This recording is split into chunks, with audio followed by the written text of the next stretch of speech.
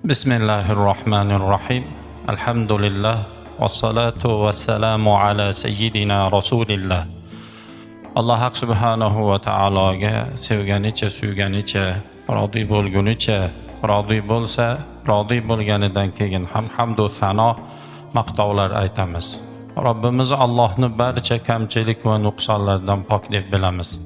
Qilayotgan xayrlik, yaxshi amallarimizda Alloh subhanahu va taolodan yordam, madad talab qilamiz. Allohga osiy bo'lish, gunohkor holatda yo'liqishlikdan Allohning panohiga qochamiz. Alloh kimni aziz etsa uni xorlaguvchi yo'q, qaysi kishini xorlasa uni aziz etguvchi yo'q. Alloh kimni to'g'ri yo'lga boshlasa uni adashtirguvchi yo'q, qaysi kishini adashtirsa uni to'g'ri yo'lga boshlaguvchi yo'q. Guvohlik berib aytamizki, Allohdan boshqa biron bir iloh yo'q.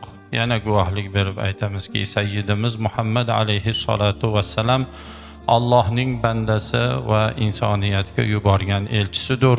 Amonatni ado qilib, risolatni topshirib, siz bilan bizni shunday bir yo'lda tark qildiki, u yo'lning kechalari kunduz kabi yorug'dir. Bu yo'ldan faqatgina halok bo'lgan kimsalargina adashadi. Amma ba'd. Assalomu alaykum va rahmatullohi va barakatuh. Aziz da'vat sohiblari va bu da'vati karimaga ijobat qilib kelgan aziz mehmonlarimiz, Alloh subhanahu va taolo o'tirishligimizni xayrli, muboraklik aylasin. Xonadon sohiblari Abdusalom Qorakam o'g'illari Abdulboriyni aqdi nikohlari sabablik valima dasturxonlarini yozib, bu joyga bir qancha ahli fazl, ahli Qur'on kishilarni, yoshi ulug', mo'ysafiy, tabarruk zotlarni, qavmi qarindosh, yaqinlarni to'plab, yana xatmi Qur'on, tilovati Qur'on qilib, vasila o'rnida kelajakda bu Abdulboriy qorini zurriyotlari haqida duo qilishlikni iroda qilib jamlab turibdilar ekan. Alloh subhanahu va taolo bu xayrlarni hammasini dargohida qabul qilsin. Albatta, Alloh subhanahu va taolo siz bilan bizga duo qilishlikni yo'lini o'zi o'rgatar ekan. Estaiz billah va butag'u ilayhil vasila deydi. Ya'niki, ey bandalarim, menga duo qiladigan bo'lsalaringiz, unda vasila bilan duo qiling deydi. Ya'niki, duo qilishlikni ham o'ziga yarasha odobi, axloqi, uni ilmi bor ekan. Mana shu ma'noda ulamolarimiz vasilani 5 ta turini zikr qilganlar. Birinchi vasila Alloh subhanahu va taoloni yaxshilab maqtash, uni eslash, zikr qilish, mana shundan keyin duo qilishlikni tavsiya qilganlar. Bu vasilani eng birinchisi. Ikkinchi vasila xayrlik, yaxshi amallarni vasila qilish. Uchinchi vasila ulug' zotlarni duosini olib vasila qilish. So'ngra ana shu qolgan ikkitasi, demak, ana o'sha ulug'larni demak vasila qilishlikka ilhoq o'laroq payg'ambar alayhissalatu vassalomni vasila qilish va o'tgan solihlarni vasila qilish deb aytganlar. Mana shu ma'noda demak duo qilishlikdan oldin yaxshilab Alloh subhanahu va taoloni maqtashlik lozim ekan. Ey Xoliqimiz, ey Roziqimiz, ey borliqni yaratgan zot, ey mulk egasi bo'lgan zot, ey ulug'lik egasi bo'lgan zot deb hojatni so'rashlikdan oldin albatta Alloh taoloni maqtashlik lozim ekan. Payg'ambarimiz alayhissalatu vassalom bir kun yo'ldan o'tib ketayotgandilar. Bir kishini Alloh taolodan so'rayotganini eshitdiki, komil ne'matingni so'rayman deyapti ekan.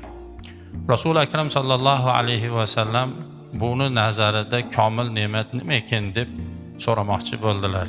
Ey palon, sen komil ne'mat deganda nimani tushunasan deb qoldilar. Shunda jannatni yutib jahannamdan ozod bo'lishlikni tushunaman dedilar. Shunda Rasul akram sallallohu alayhi vasallam uni tasdiqladilar.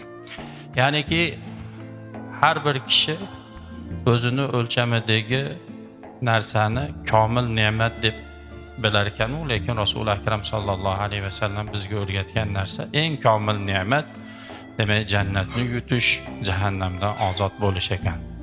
Ba'zida o'sha katta odamlarmi yoki duo qilishligi kerak bo'lgan odamlarga duo qildirganda tinib tinchib uvali juvali bo'lib deganga o'xshagan duolarni qiladi. Ya'ni baxt saodat deganda ibodatsiz bo'lsa ham, qanaqa bo'lsa ham bir mansab martabaga ega bo'lishlikni baxt saodat deb tushunishlik bor.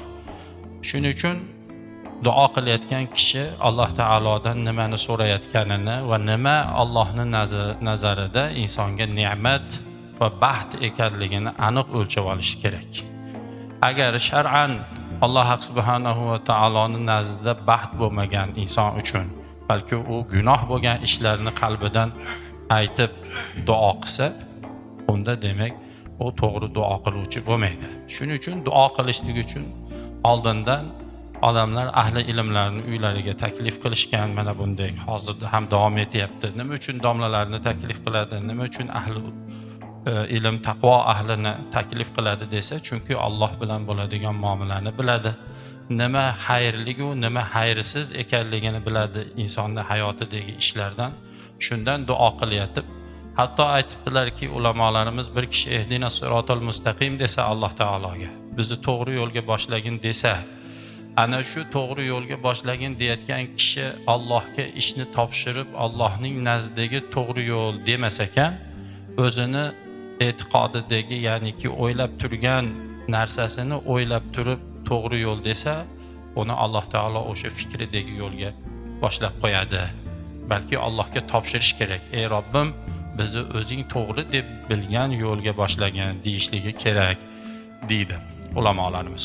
Shuning uchun duo qilishlikda mana shu birinchi vasila nima desa, eng avvalosi qilinayotgan duoni Allohning huzurida maqbulmi yoki nomaqbul ishmi, uni ajratishlik, so'ngra so'rashlikdan oldin Alloh subhanahu va taoloni yaxshilab maqtab, uni sifatlarini aytishlik ekan.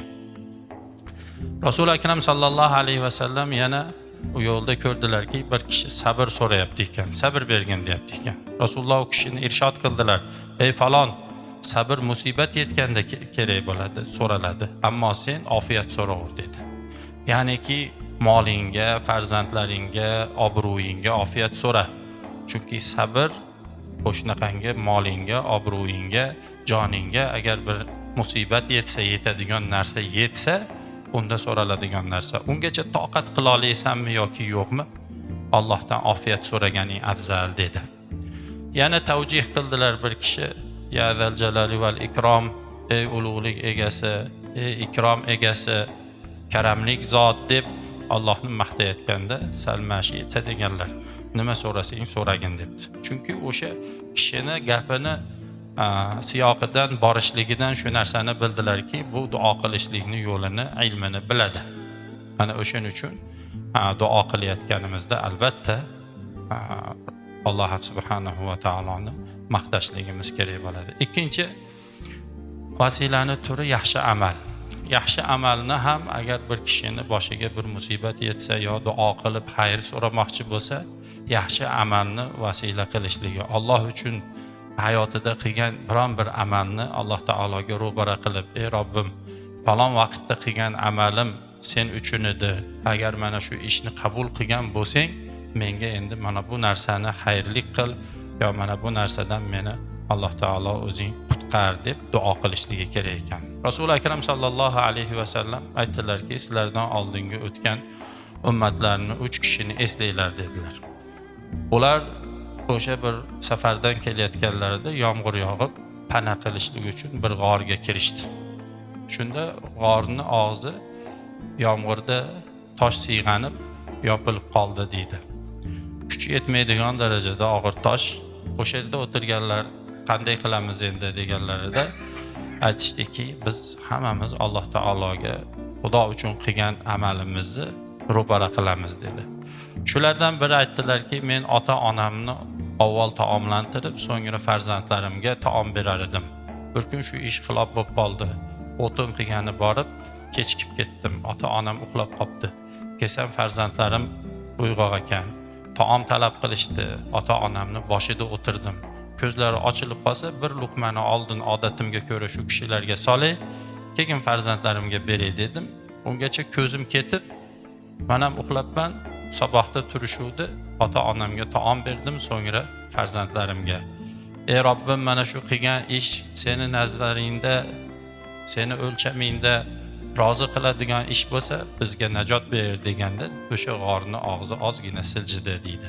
Va boshqa sheriklari ham birovning moliga xiyonat qilmaganligi, harom ro'para bo'lib imkoniyat bo'lganda o'zini tiyganligi to'g'risidagi amallarini Allohga ro'para qilar ekan, mana bu bilan duo qilishdi va Alloh najot berdi deb Rasul akram sallallohu alayhi vasallam bizga eslatdi.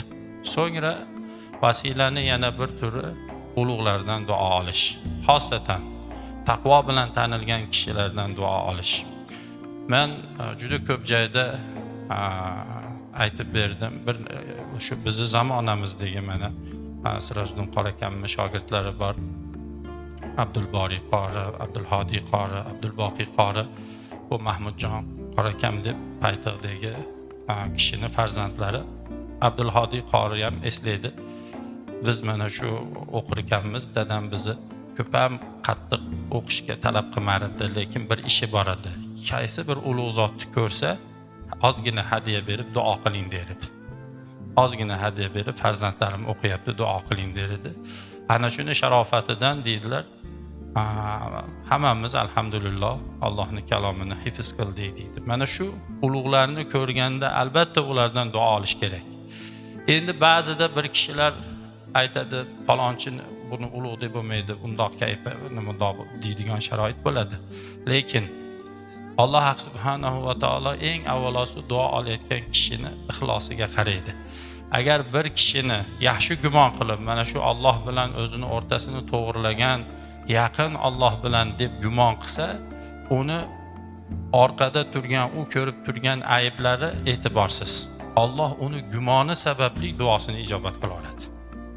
Bir solih kishi bo'lsa-ki, mashhur, ana shu kishini mana shu Alloh bilan yaqin deb gumon qilsa, lekin o'sha zotni aytaylik, juda kamchiligi ko'p Alloh bilan o'zini o'rtasida. U o'ylagan odam emas go'yoki, lekin u shunaqa gumon qilyapti. Mana shu zot ulug' zot deyapti. Alloh taolo u bilan o'sha gumoni bilan muomala qiladi. Haligi kishi bilan emas. Ya'ni u ixlos qilganligi uchun, buni yaqin, Xudoga yaqin kishi deganligi uchun Alloh duosini ijobat qilaveradi. Shuning uchun qayerda bir mashhur bo'lib ulug' bir inson bor ekan deyilsa, albatta borib duosini olish. Xosatan yoshi 90 dan o'tgan kishilarni, yoshi ulug' kishilarni vasila qilishlik borki, payg'ambar alayhisolatu vassalom aytdilarki, insonni yoshi 90 ga yetsa, ibodat bilan o'tayotgan bo'lsa aytadiki, ey bandam, sen meni asirimga aylanding, nima so'rasang so'ra deydi. Avvallarida bir mana shu joylarda ham to'y qilinsa, to'yga chiqolmaydigan yoshi ulug' shunaqa kishilarni to'rtta nom bilan yo'qlab to'y qilyapti deb kirib qo'yishlik bor edi. Mahallalarda o'sha farzandini yetalaydimi yo birontasini yetalab duo qiling derdi. Bu ham demak ana shu vasilalarning bitta turi. Endi keyingisi mana bi haqqin nabiy sallallohu alayhi vasallam deyishlik, payg'ambar alayhisolatu vassalomni haqlarini vasila qilishlik. Bu ham vasilani eng muhim turlaridan. Ba'zi kishilarda inkor bo'lib qoladiki, mana shu gapni aytib bo'lmaydi deydigan sharoit bo'ladi, lekin vasila faqat bi haqqin nabiy deyishlikni o'zi emas, vasila salovat aytishlik ham. Ya'ni payg'ambarimiz alayhisolatu vassalom marhamat qildilarki, duodan keyin yoki oldin salovat aytishlik duoni ijobat bo'lishligiga sabab bo'ladi dedilar. Ana shunday yaxshi amallardan bittasi demak xatmi Qur'on qilish, salovat aytish, to'yinki duolarimiz ijobat bo'lsin. Bugun ham alhamdulillah ana shu vasilalarni hammasi mavjud bo'lib turibdi. Hozirda yetkazilgan xatmi Qur'on bor. Shuni oxirgi suralarini birgalikda eshitib o'qib, so'ngra ustozlar duo qilib berishadi. Umidimiz shuki, bu xonadonda yana islom chirog'i bardavom bo'lsin. Bu Abdulboriy qori qurayotgan oilasi baxtli, saodatli bir barakotli oila bo'lishligini Alloh nasib etsin. Barakah.